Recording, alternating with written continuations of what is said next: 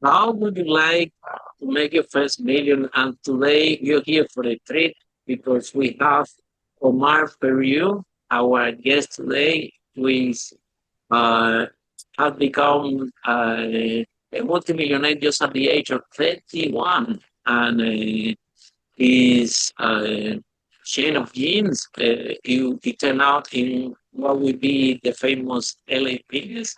He's also a serial entrepreneur and author of several, and when I get several, he have more than 30 books in total, and several of them bestseller. He's an international speaker, coach, trainer, and a motivation for everyone starting a new business. So, Mark, tell us, what are the 5 steps you recommend entrepreneurs in order to make the first million? Welcome to Unstoppable Podcast with Harry Sardinas, inspiring conversations with influential millionaires, investors, thought leaders, entrepreneurs who are making a massive difference with their innovative products and services, and sharing the challenges and wisdom of how they sold their first million. Well, thank you, Harry, for having me. I really appreciate it, and it's great to get to know you. And we're becoming great friends very quickly, and we have a lot in common. So let's talk about that. That is a great question because I get asked that at these events that I speak at, as you know, and the masterminds that I do. And it's really important, first and foremost, to become a millionaire or a multimillionaire like myself. You have to have a desire and a willingness to act. So the first thing is you got to have desire and a willingness to act. And that comes from changing your mindset, changing your attitude. What do you really want? So the first thing I tell people is before you choose a vehicle, you have to really think about what is your purpose? Because your purpose is what's going to drive you. The purpose will drive you to keep moving when things get tough. And they will, by the way. So the first thing I tell people is have a willingness, a desire, a willingness to act, and then have a purpose. So the step number one would be a purpose. Now the next step would be to turn those dreams into a reality. So Harry, because you've studied a lot self-development like I have, that you have to take those thoughts and turn them into modulations to create pictures of what you want. So, for instance, when I wanted to own the largest health company in the United States, I had to think, why did I want that? Well, I'll tell you the truth, Harry. The reason I wanted to do that is because I studied opera. I'm a lyric tenor. And so I studied music. So I was getting these terrible contracts, and they weren't really good for music. So I thought the only thing I really know is I held the AAU record for bench press, 400 pounds. And I was in the the Olympic trials for the 100 meter. So I thought the only thing I know is health and fitness. So I got into health and fitness. I built up the club so I could buy a record company, so I could sing and do my own records. So that's what I did. So again, I don't want to lose track of what we're doing here. So again, it's that desire, willingness to act, purpose, turn your dreams into possibilities, your goals. And those goals, once you have that, then you got to take and lay out the activities that it's going to take to get there. So most people don't do that. They think that it's just set a goal and they do a little plan, but you really have to be real descriptive of your activities. So you set your goal of what you want to do. Let's say you want to be a millionaire, right? Multimillionaire. You have to realize that the only way you can do that is by serving more people. So if you set a goal to be a millionaire or multimillionaire like myself, then you set up a roll of activities that are going to get you there. And then when you get to that $1 million that you want, meaning you visualize it in your mind, visualize it, really focus on it, really sit there and concentrate on the $1 million. Because when you do that, unseen forces will come in and help you to become that millionaire. So I really believe that you have to take and create the goal and then get the activities to get to the $1 million. And then when you do that, then reverse engineer it and make sure that your plan gets you there. The only way I know is by serving more people, right? You and I we know to grow, to hit our goals. The only way we can do that is by serving more people. So you have to give something in return to get that $1 million. It might be time. Sometimes, you waste time. So maybe you need to learn more of time boxing, something like that. So once you do that, then you take massive and immediate action. Got to take massive and immediate action. And those are my 5 steps. But there's one more. Find the right vehicle. Find the right vehicle. Tell you a quick story, Harry. I trained 2 companies that became billion-dollar companies. I was their mentor and trainer. One was Yellow Book USA. They were the biggest yellow pages in the United States. I met Joe Walsh, who was a CEO many years ago, and he says, look, I'm in 3 states. I want to own 48 states and do an exit. So he says, from now on, you train all my people, and every state I buy, you yellow book them. That's what he called it. So he would go around and buy all these companies. Well, he sold that company in 2007 to a British company, BTI, as you know, and sold it for billions of dollars. Now, if he would have sold it in 2007, how big are the yellow pages now? They're very small. So timing is everything. One more story. There used to be pagers. Remember pagers? They did you, right? So I got called by the guy that owned the largest pager company in the United States, AirTouch Paging. He said, I just saw you speak, and I want you to train my people. I want you to train them on mindset and sales. That's all I want you to do. And I want you to do it every month. So I did that from 2001 to 2005. Well, guess what? He said to me, I'm selling out because the timing is right. And he sold out. How many pagers do you see now, Harry? Not much, right? So the thing is, you got to realize that to become a millionaire or a multimillionaire or a billionaire, that I've created a few already, you have to really realize that you've got to work on yourself first. And then you've got to find the right vehicle. And then you got to apply the tools to get you there. Zig Ziglar used to say to me, he was my mentor, and he wrote one of the forwards to my book. He only did 4 in his life. And he said, you got to be, do, to have. He said, you got to become, do it to have it. You can't have it. In the Bible, it doesn't say what you reap, you reap. It says what you sow, you reap. So the key is to find what special gift, what is my unique selling proposition? What is my gift that I can share with one or the public or the masses to get that $1 million I want? So I hope that answers your question.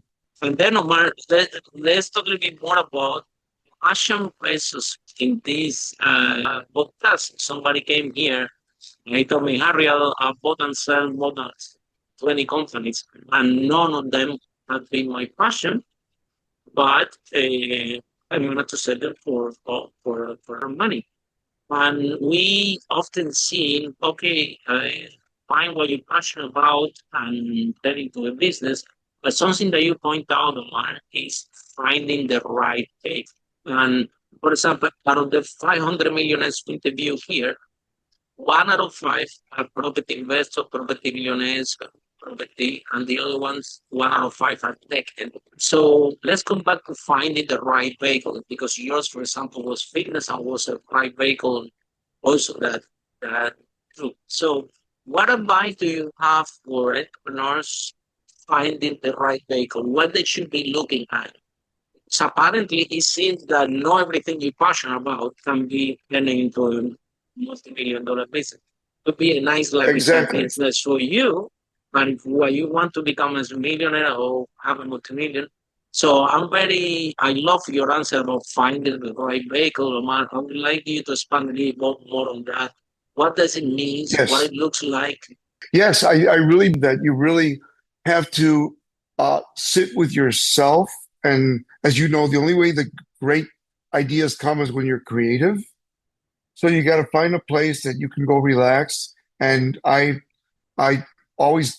take time off to reflect on what I want.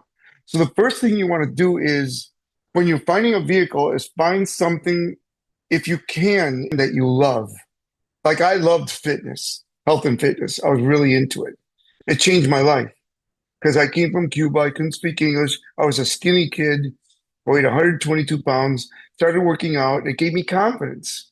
So I thought if I could sing right now, at least I could do something that will make me help others, which would be, it changed my life, gave me confidence building my body.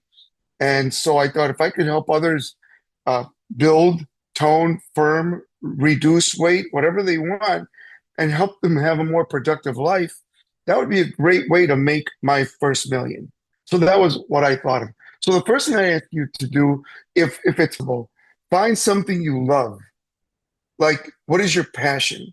Is it IT? Right? There's a lot of possibilities right now with AI. A lot of possibilities there. Is it if it's not tech, is it something that you could do like I did, like health and fitness? Right now, uh, personal training gyms are really doing well. So you find these gyms, what's hot right now, when I did it was 20,000 square feet. Now it's 5 to 7,000 square feet. And you can have personal trainers. So someone that loves fitness like I did could become certified and become a personal trainer and open up a little 5 to 7,000 square foot facility and start marketing it. That would be a great thing, right? For some people, it could be speaking. I mean, speaking is a great way, coaching and mentoring. Maybe you could go to some of my dear friends who certify people and get your certification and either work for them or do that. So the key is first to find something you love. Here's the second thing I want to say, Harry. Make sure it supports the lifestyle you want. A teacher changed my life. When I was in fourth grade, Harry, I couldn't speak English. And I was singing in the choir because, you can learn different languages. And because we sang in Latin and the church and uh, different languages, I learned to sing really. My mother's a soprano. She had a beautiful voice. My father had a radio show. My had a radio show in Cuba. He was a tenor.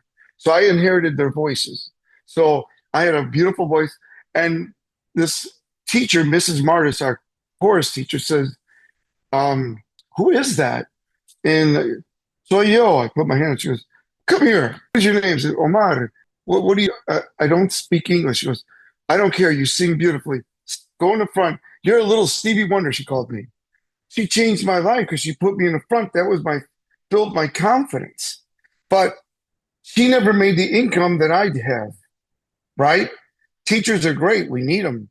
But if you want to be a teacher, you got to realize that you're going to be limited in your income.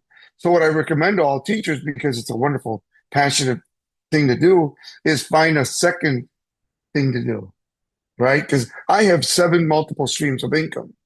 So the first thing I want you to do is find something that you love, something that will bring you the income that you want to earn, right? So like my children, I have two kids, Bill and Alexandra, and I told them I've given you a billionaire's life. So if you want to live like this, you better practice the principles and do the things that I teach so you can become wealthy because you're used to wealth. Now, it's saying that if you haven't flown first class, you don't know what it feels like. Once you do it, when you fly first class, you feel first class, right? You know it. Here you fly first class. So I always tell people to find the right vehicle is find your purpose, make sure you love it, and make sure it supports the lifestyle you want. And get ready to take massive and immediate action, to be persistent. So right now, I think there's a lot of opportunities in wellness, in health and fitness, in IT, in AI, in roofing companies, in contracting companies, all these different things. But the first key, I got a friend of mine that all he does is work on cars, BMWs, and he has a shop, and he does very, very well. Do very, very well on their own shop. So it counts on what you really want, and then make sure you love it, and it supports your lifestyle. I think, and then Omar, like find a market, like for example, the fitness. Everybody wants to lose weight and be great.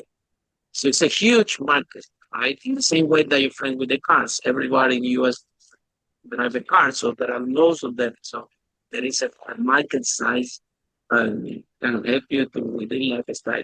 However, Mark, would like to ask you now about keeping the money because one thing there is to make the money, the other part is to keep it. And we have entrepreneurs that want to just make a million, lose it, make a million, lose it. So really, they have an ability to make money. They know how to create a product, to sell it, and to make a profit.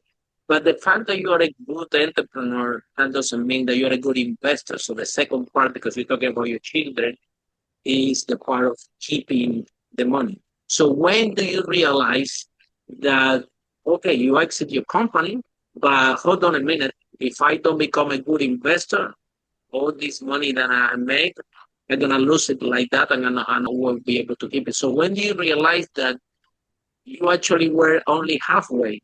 I think you need to become a good investor in order to keep that money that you worked so hard for it. You're right, Harry. And let's talk about that. I believe that God won't give you more than you can handle. So I always teach people at my masterminds to become a bigger container, right? So if I could visualize for everyone is there's three containers that I teach. A is first container, and that's where you are today. So if you fill that container and overflow it, God won't let you keep it. And the reason is you have not understood how to become.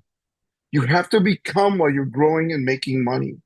If you don't become while you're growing and making money, you will lose it. I'll give you a quick story. My father, as you know, we escaped Cuba, lost everything there. But then he got to the United States, to Joliet, Illinois, and we're part of that Peter Pan program. And he built three gas stations on auto parts, a block worth of real estate in his own home in less Wow. than 9 years. Yeah, Wow. not speaking English in Joliet, Illinois. However, he partnered up with some people that spoke English, and they had him sign some papers, and so he lost everything. So then he lost everything, came to Boca Raton. That's how they ended up moving here. So it's first of all, you got to become more, right? Become not a container, a C container. B is million, C is multi-million. That's where the fun is, right?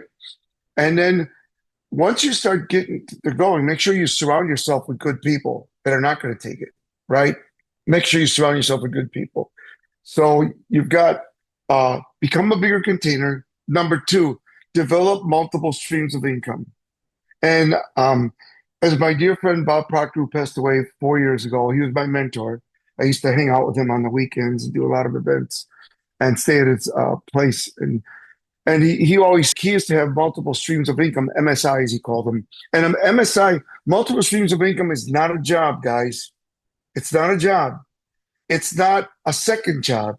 It's not a third job. Multiple streams of income is making money while you sleep. So the way you do that, the way I do that, is I have 7 streams of income, and I have different companies that make me money while I sleep. So could be one that's a hard money that I have. That makes me money while I sleep. I set it up. I work very little at it, and I have great people running it, right? So hard money is one of my things. The other thing is, is if you're a speaker and you don't have your materials everywhere selling for you, I don't know what you're thinking. So I have students come to me, speakers that are doing well by trading time for money, speaking at associations for meeting planners, things like that. But they, at the end of the year, they don't have any money. Why? Because they don't take all their books, their audios or videos and put it out on Spotify, Audible, Teachable, Udemy, CD Baby, iTunes, and all my stuff is there. Why? I get checks every quarter just by doing the work once and get paid again, again, and again. So again, become more. Number two, find multiple streams of income, and then make sure that you are get someone where you can afford it. Get someone that knows how to manage money. And here's the one thing: check, check, double check. I tell my kids, I don't care who they are, how good they are. Make sure you're always checking them. Check your money. It's your money. Nobody's going to care more about your money than you. So make sure you check up on your money every month. no matter how much or how little you have, right? I mean, you've read The Richest Man in Babylon, that book by George Clayton. It's a great little book. It's like $4. And he talks about saving 10% of everything you make when you don't have it. And I learned that from my mentor, Tom Murphy. He said you need to save when the money when because most go, well, when I make my first 100 grand, I'll start saving. Well, that's not how it works. You've got to create the habits of successful men and women. And one of the habits of successful men and women is saving money and then investing money in different things like businesses, like uh, different things that'll make money for you, like hard money lending, like ideas, like buying and selling things, right? And investing in yourself. So I think that most people don't get that. And when you do, it changes your life. Because I have a lot of friends that have made a lot of money and lost it all. The good news is they worked on themselves. Jim Rohn, one of my mentors, used to say, the first key is to work harder on yourself than you do on your dreams. Why? He says, because when you lose your money, you've got yourself to go back and get it again. So, you know, the story about Jim Rohn, he made his first million by the age of 31 also. And he was, you know, invested in a company and he didn't know he signed these papers and he lost it all. So he had to start all over again. And he says, you learn what certain things mean by you don't sign the wrong paper. So you got to be careful. So again, multiple streams of income, become better, and look at what the money you're making and start saving now. Don't wait. Sometimes the worst day of your life, when you have facing it twice. So when you lost everything, and when you left Cuba, you guys lost everything. And then even coming to America for the second time after all this hard work for you, again something goes wrong and lost everything. So two times. So that could be that you make a promise to yourself that you will do whatever it takes. So doesn't happen at that time when you are in charge and now passing on to your kids. Um, from that decision, what step you took? Because again, it's creating the money and keeping it is completely different dynamic. And we have, like the story you shared with your dad, I hang around a lot with entrepreneurs, and it's very common, very entrepreneurs that they do they take out the money, invest in the business, take out the money, invest in the business, and then COVID happened. Anything happened in 3 months they go to zero after hard work. So can you explain a little bit more about what step you took to ensure that doesn't happen in your family for the team? And what is it for entrepreneur building up without knowing the risk involved in just keep all your eggs in one basket? Yes. So that's why you need multiple streams of income. So, for instance, when the pandemic hit, you know, the speaking world died. I was on the biggest seminars in the world, Get Motivated. I did like 30 to 35 of those a year. I had the big events, the wealth events, the success resources and all that. And they all died. So thank God I had my hard money going, my other companies, energy drinks. I have energy drinks that do very well. And then I have multiple, you know, other things like real estate. I think you should all invest in real estate. And I would tell you I always tell everyone, Harry, everyone should buy a home, pay it off, and then buy a second property with at least, you know, 2 to 10 units and pay that off. Now you're set for life because you've got these 10 units paying you monthly and you've got your house paid for. And now you just go out and do something you enjoy to work and you start work. So I always tell everybody, you got to think ahead and you got to, the old thing. I have a book called Get Real, Get Rich. And I talk about how do you get real and how do you get rich? Because most people think, well, when my kids get older, they'll take care of me. Well, don't count on that. When I win the lottery, I'll be set for life. Well, you know, one out of I think it's 8 people that win the lottery are broke within 2 years, right? So the key is to use this acronym. If you visualize the acronym REAL, the R is recurring income. Once you start making money, learn how to have recurring income. That could be real estate. That could be a business you bought. That could be network marketing. That could be having your materials up on iTunes, Spotify, like I do. It could be having your books at the bookstores, whatever it is. All right. So you have to like recurring income. Do the work once and get paid again, again, and again. The E in real is equity. Build equity. Too many, when they start making money, the moment they say, oh, I can get a home equity loan on my house. Now, if you're not taking that money to buy another one to create rent, cash flow, then you shouldn't do it. Don't go buy yourself a Porsche, or if you can't afford it. If you can't pay cash for it and you have to borrow money for it, it's not good. Make sure that your money's always working for you. So equity, buy businesses, things like that make you money. A is appreciation. Let things grow. Let things appreciate. Like real estate is appreciated a lot. Gold is appreciated a lot. Silver is appreciated a lot. All these things appreciate. Find things that are going to appreciate in the future, right? Now, no one has a crystal ball, but if you look at the past predicts the future. So if you look at what happens, like real estate companies, I think AI is going to be a big hit for a long time, things like that. And then the L is leverage. And this is what I love about you, Harry.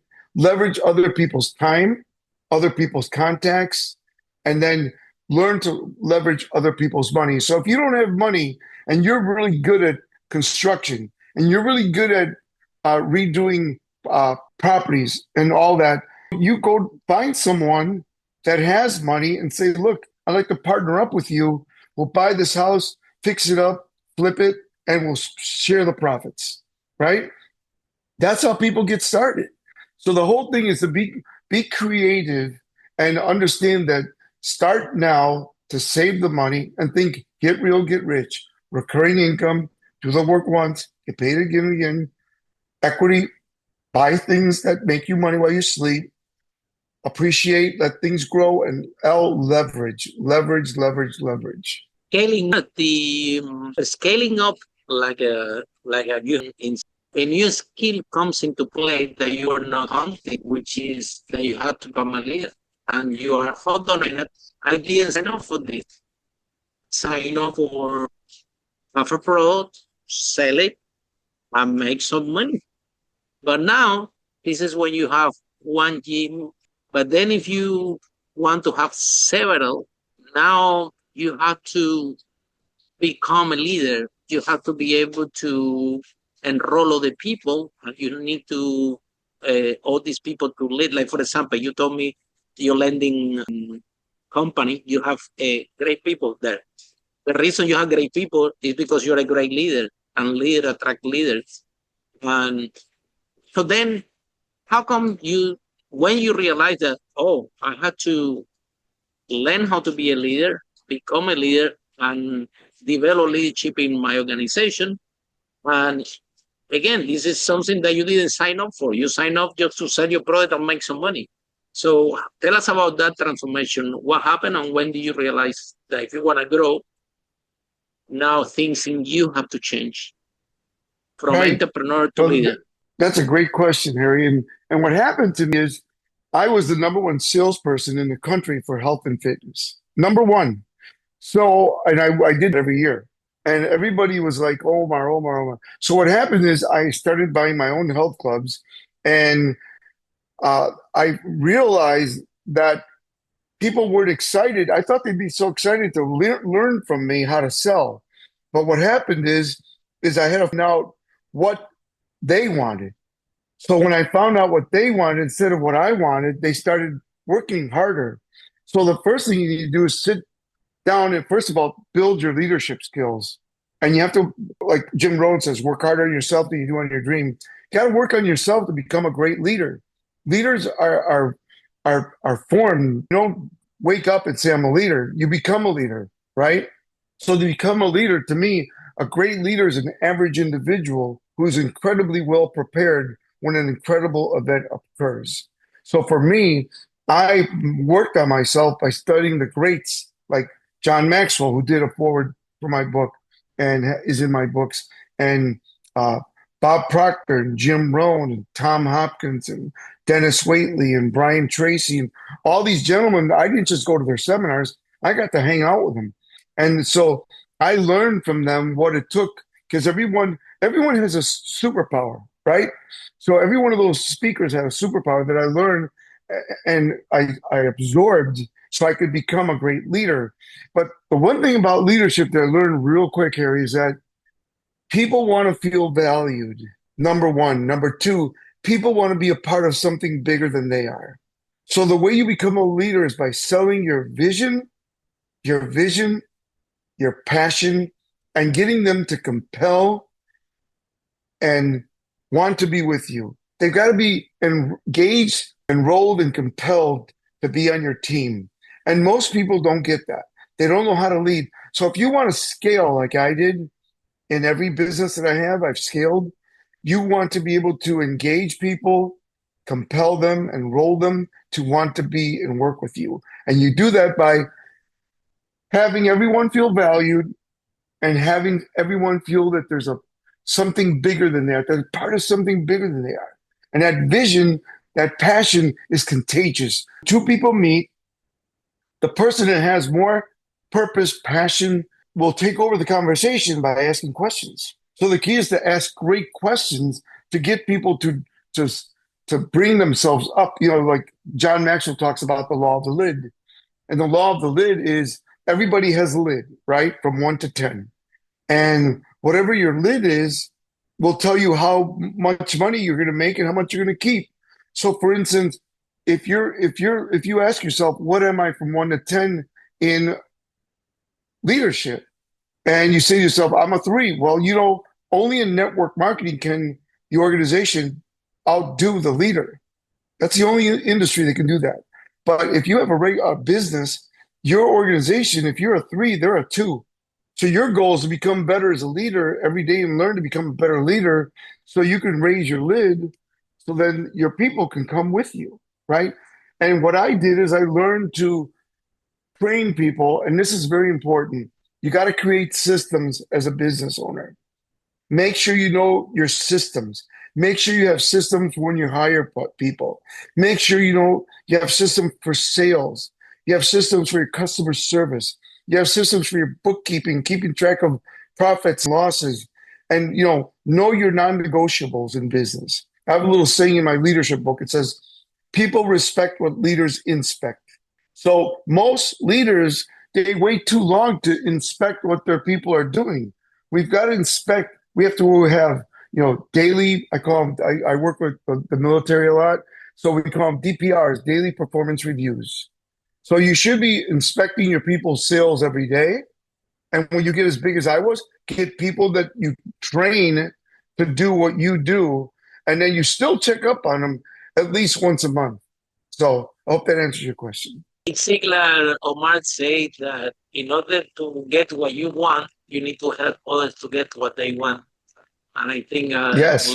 leadership, as you described, you enroll them in that mission, okay? But first you find out what they want and Right. to try to fulfill. What is it? Money? What is it that you want? And then around that, finding first what they want, then a great leader of what we ultimately want. They're going to work for their goals harder than you're going to work for your goals, meaning you work for your goals, but they'll work for your goals. And like Brian Tracy used to say to me, he says, everybody's tuned into one station, one radio station, FM. What's in it for me? Remember that? WIIFM. What's in it for me? So it's very important that you realize that your people work harder if you share with them the purpose, the mission, the vision, but then you have to sit down with them and find out, what do you want?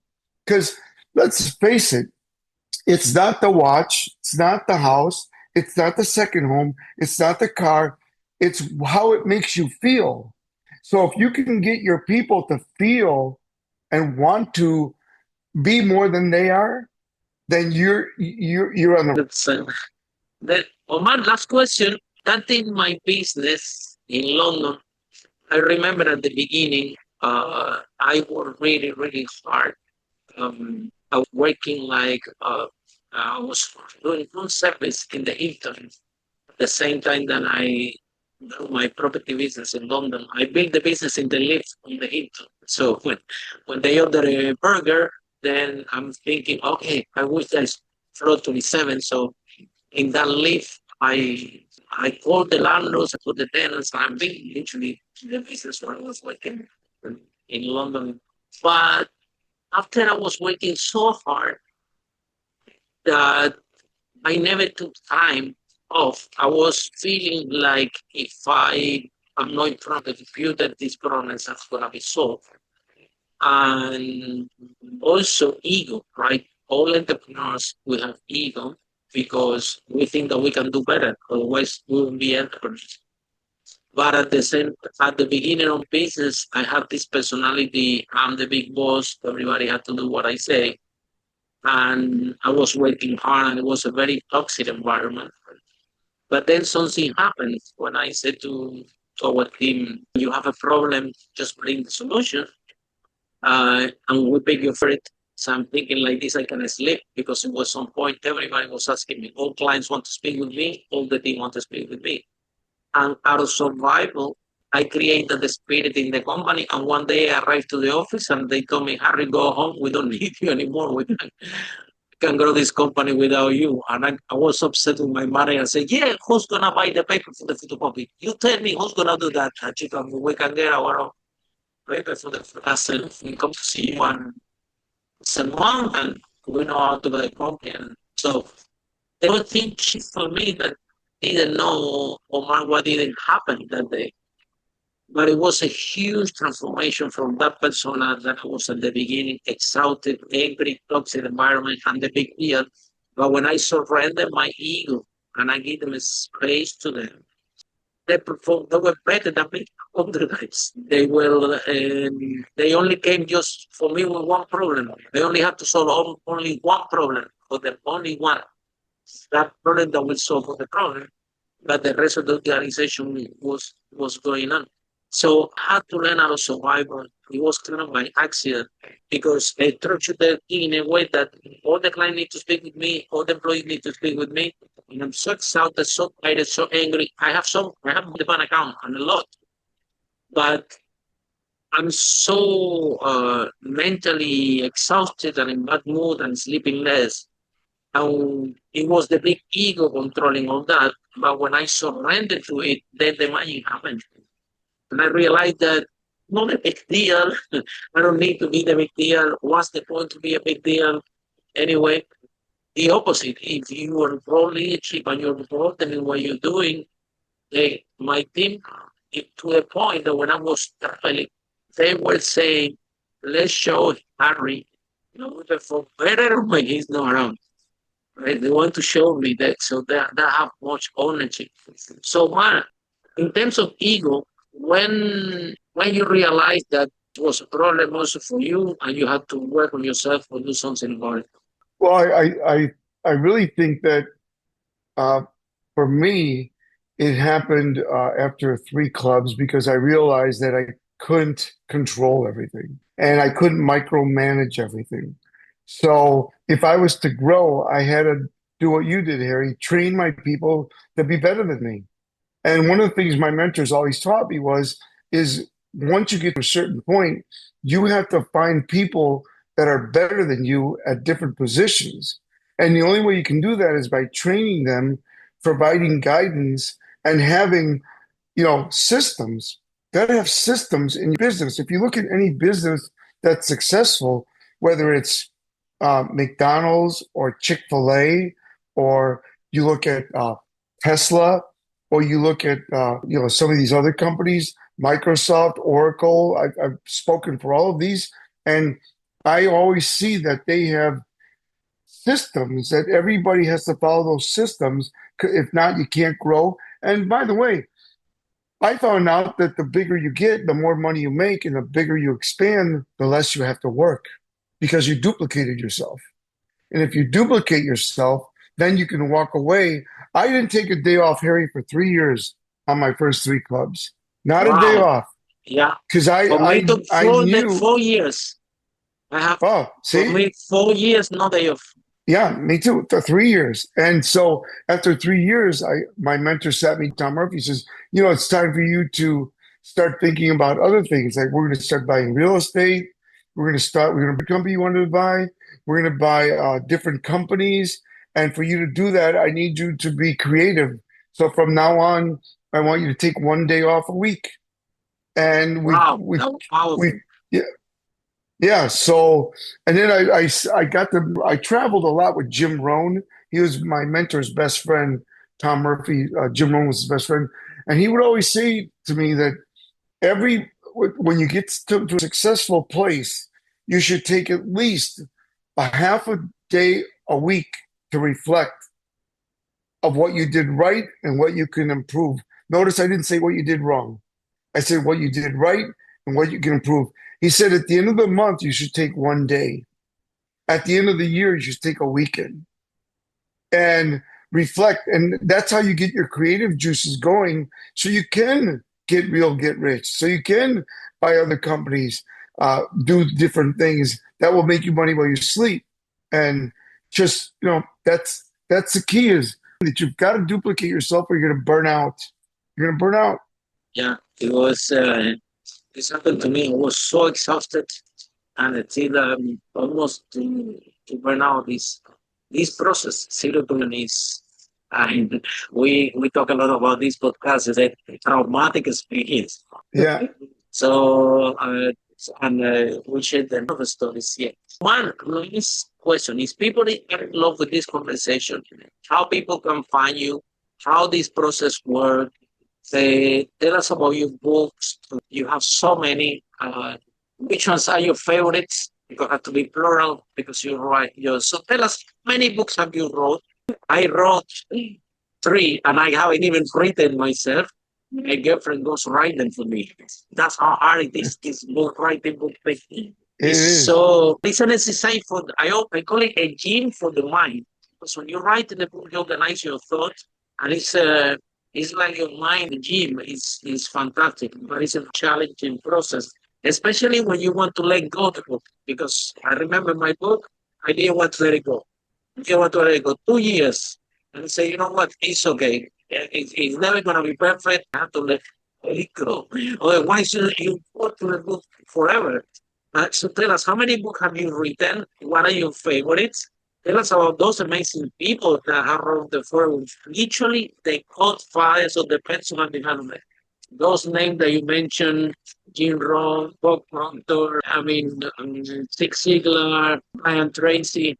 We're talking about Yeah. the godfather. We're talking about people that literally create this industry that didn't exist, right? Yes, So you you're have right. the pleasure to hang around with the creators, the godfathers of the personal Yes. development, which is amazing experience that you have the luxury, that's a luxury to hang around with Yep. all of these people. So tell us about your books, about people, how can find you, how this process works, how they can find out what you're doing. Tell us all about it. Yes, so I have 33 best-selling books. And like you said, my first book was Investigative Selling. Tom Hopkins wrote the forward to that. And I have endorsements from Zig Ziglar, Brian Tracy, Jim Rohn. My second book was From Management to Leadership. Zig Ziglar only wrote four forwards in his life. Mine was a fourth. And so Wow. he wrote the It's forward to like a that. Yeah. collectional item. The third one was 1 Minute Meeting, which did very well. And Mark Victor Hansen from Chicken Soup for the Soul wrote that forward. And then the next one was Smart Startup. Brian Tracy wrote the forward to that. Anyway, I could go on and on, but then my latest book is Money in Your Mindset. Kevin Harrington, my dear friend, wrote the forward to that from Shark Tank. And so, I've been very fortunate and I built relationships. And that's one thing I want to share with everybody, Harry, that build good relationships, build great relationships in your life. It's like you and I are building our relationship, and people will, do things for you. Like I've never paid anyone to be on the stage or to do a forward on my book. I'm in three of the Chicken Soup for the Soul books, the third helping, Entrepreneur, and a 10-year anniversary. So, I that all came from me and being a servant. I was a servant, and so Again, if you want to find out more about me, just go to my website, and it's just my name, omarperiu.com, and that's OMARPERIU.com. And if you want to get a hold of me, just you can email me at omarperiu@gmail.com. That's OMARPERIU@gmail.com. And that's it. I'm just excited. And Harry, what a pleasure to meet you Sunday and get to know you. And now we're going to be on a panel next week together. Absolutely. Very excited Looking forward to be with you there. Yeah. So I thank you, and I'm looking forward to build our friendship. I already can tell we're going to be long-term friends forever, and we're going to have a great time and help a lot of people. Help a lot of people. Absolutely. Yeah. That's a leadership means to serve, and To serve. somehow, and I think that this is the force that makes everything happen. So, Omar, has been a pleasure, an honor to have you here. And Thank you. and we are even from the same country, right? So I'm very proud of you and the example that you can let also for the Cuban community that I see here in Miami, working so hard.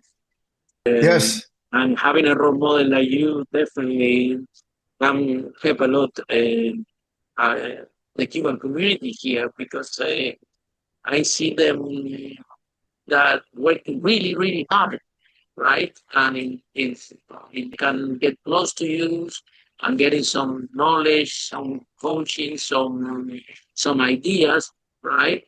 And they have a different life, a life that you have, life that they can create their own life. So still a lot to do. Yeah. So thank you so much. Thank you, Thank you so Harry. much. Thank you for having Yeah. me. And for all of you following the podcast, see you in our next episode of Unstoppable. How great entrepreneurs like Omar Periu break the wall, cheat the speed. Bye for now. Thank you. Follow us for more interviews with world's most influential, audacious entrepreneurs that overcame challenges and adversity, providing you with the blueprint of how they sold their first million so you can grow your business exponentially.